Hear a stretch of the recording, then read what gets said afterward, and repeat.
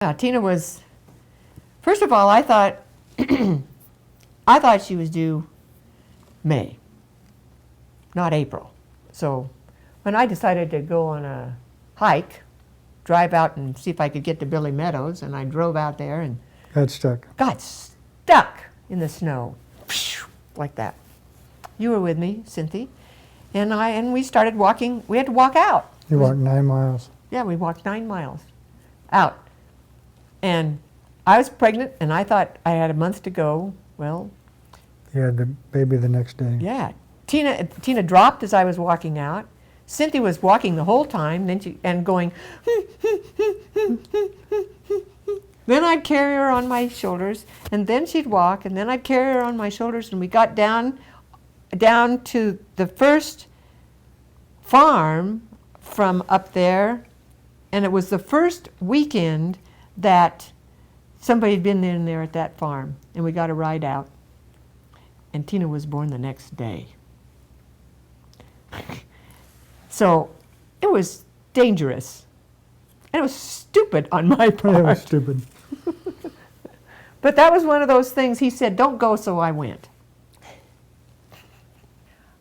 I wasn't working. Ken was working a lot, every day. And I stayed home until Tina was in the 3rd grade. I didn't go back till Tina was in the 3rd grade. But during all that time, when I stayed home, that's I call my domestic period. I tried to do things like, I tried to crochet, I tried to knit, I made all your clothes, I tried to make wine. And we did a lot of things, the three of us did a lot of things together during that time. Because even though you were young, you worked. I had things for you to do, and we played every day. We went to the lake, we drifted the Wallowa River, we played, we mowed the lawn. You all had to help mow the lawn. It was fun. I had fun. I can tell you one story when you and Tina and Risa, the next door neighbor, were playing in the living room, and I thought it was time that you put stuff up. And I said, store's closed, time to go home, store's closed. And Risa, who was a year older than you at the time, probably 6 or 7, said, big sale tonight, store's open till 9. That was the end of it. She outsmarted me. Partway through that time, they needed a teacher in Joseph. I went to Joseph for a half-day job.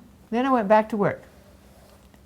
Tina was in the 3rd grade and started teaching PE, counseling, teaching PE, started coaching. We always got wood on Chief Joseph days. We borrowed a truck one time, and a big truck. A big truck. And I never will forget, one time we came back to the truck. We came back to the truck, and those 3 girls, Cynthia and Tina and Katie Bartels, were reading this Playboy magazine. They were stark naked. And they were stark naked and eating cookies. Eating peanut butter cookies. I never will forget that. I think they were checking themselves out. We always did it Chief Joseph days because I didn't want to fight with them over the dances. They thought that was the only day you could get wood. Only weekend. He had to do a lot of the cooking because our practices were after school, and I wouldn't get home till 6 o'clock or so. So he started cooking all the dinners. Elk steak. Elk steak, corn, rice. Carolyn was coaching. I cooked the dinners. Yep, every night. Every night. Cynthia fizzled out one game. He watched every game. And he thought she ran out of energy. Yes, well, I know she did. Oh, okay. So he volunteered. We're going to have game day breakfasts. But the girls all played volleyball. They played volleyball, basketball, and track. They did all three. Well, Cynthia golfed. Oh yeah, Cynthia golfed too. Talking about a domestic period, and then from that we went into schools, and the Equal Rights Amendment passed in 72, and Title IX came into effect in 72. And Title IX made the biggest difference in women's athletics. Now you had equal opportunity as girls to play ball, and they had to give you the same amount of money. They had to give you the buses. They had to give you time to practice. Up until then, well, when I started, I had to forfeit every game that we had away from Enterprise because they wouldn't give you a ride to them. So Title IX made a huge difference in women's athletics. I don't know whether it's good to call it women's lib, or I just was demanding equal opportunity. I really believe that in equal pay and equal opportunity. And I wanted my girls to think the same way. So I made a great big Ms. sign and pasted on the closet door, MS. And I said, in men, it's Mr. So-and-so, and you can't tell whether they're married or not. In women, they have Miss and Mrs. And then now they have something that you can't tell whether you're married or not, and that's Ms. And that's what we are. We are Ms. Whitty. And we went through some environmental stuff, too, during that time. And political.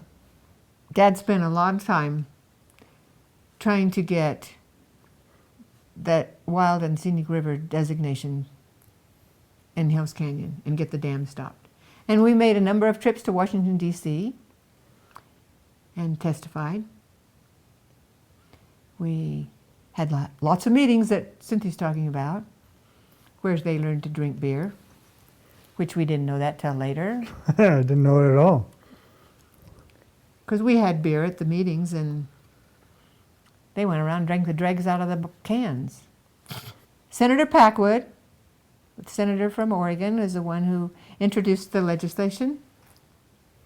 And so he was up here a lot, and because he was working on the legislation, then we did a lot of campaigning for him. That's why Cynthia went to University of Idaho and majored in political science. I thought, what a waste. My daughters always wanted to know what I did. They just thought I got in my pickup and drove around. I did fishery work in Wallowa County, except for the Minam. Yeah, but that's broad. All the high lakes. I don't know how many rivers. 5 rivers. Okay, 5 rivers, and you drifted every one of them that were driftable. And all the spawning counts on them. One time in February, we had a huge craft. This would have been in the late 60s. And the boat we pulled up and we caught some steelhead really quick. And I looked down and the boat was drifting away. And nobody was in it. And there were 2, Ron Bartels and I were together, and there was 2 going down this sand bar were 2 trails of clothes, and we got to round the corner and the boat had eddied up, and I jumped in the river and took 2 strokes and hit the boat and pulled it out and got it back to a place and tied it up. It was a state boat. We sold worms up at Wallowa Lake to the tourist, 50 cents a dozen. And you guys picked up lots of worms. We sold 100 dozen a week. We had a spare bedroom where the guests stayed, and it had worm boxes in it. They had to sleep with the worms. We started that thinking they'd just have a little spending money, and when they started selling 100 dozen a week, we went down and opened a savings account for each of them. They went to college on worms. My folks had a motorhome, and they decided that the kids were a good age, they were in the 5th and 7th grades probably, or close to that, that they would go, we'd take a trip around the country in the motorhome. came up through Washington, D.C., and came back through on the north side.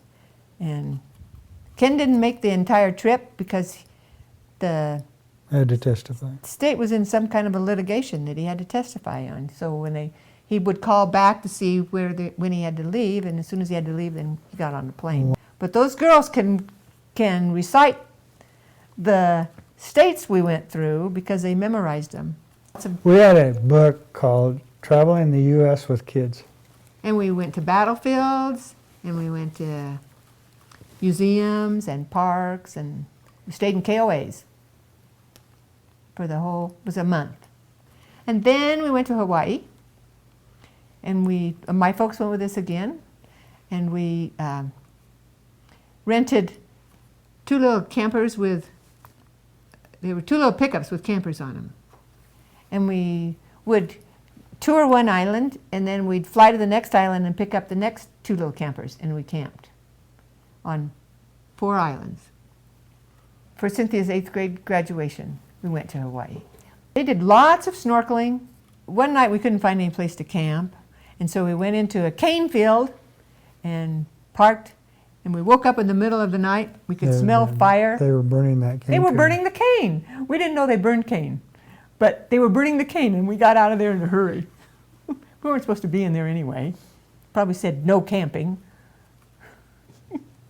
Oh, I know. The first thing that we had to get used to was when you get married, you come from 2 different families. You know, his family life was one way, and my family life was another. So his was very private. Mine was very open. He had no animals. I had everything living in our house from the time I was born. Everything. Turkeys, donkeys, everything. So we had to meld that. And in melding that, the privacy, we have 2 daughters, 1 bathroom. So it got to where you didn't have any privacy at all. And that was a big thing for him to get used to. So we had to have some rules, and we had to think about how we were going to raise our daughters forward. And it was important to me that they were independent, like I've said. So they had lots of opportunities to do a lot of things. And at the same time, we had to draw lines. We never did make big blanket statements like, you can't date till you're 18 or anything like that, because we always had boys around or always doing things together with other people. But we did have boundaries when it came to time to come home. And partially that was because they were playing ball. And they had to be ready to play ball. So they had to be home by 10 o'clock at night, and not 10:01. They had to be home in the weekends at 1, and that's the way it was. And when we drew our boundaries, they were firm. We didn't ever waver. And I remember the neighbor, remember Risa saying, well, just beg her. She said, no, just beg her, then she'll let you go. And both girls saying, no, when she says no, she means no. It was important that they go to college. They always knew they were going to go to college. It was important that they were independent individuals who could take care of themselves if something happened. Mow the lawn. We shared mowing the lawn. We divided it in sections, and everybody took a section. And when people would come to visit us, they had to work too. They had to pick up worms. They had to wash cars, and our nephews still say, when I used to come visit Aunt Carolyn and Uncle Ken, I had to wash the horse trailer. And split wood. Every boyfriend had to split wood. If they couldn't split wood, they weren't worth a grain of salt. Well, I was gone a lot. He worked hard during that time. And Cynthia is always wondering why I always went to the ball games, because I had lots of comp time. Comp time.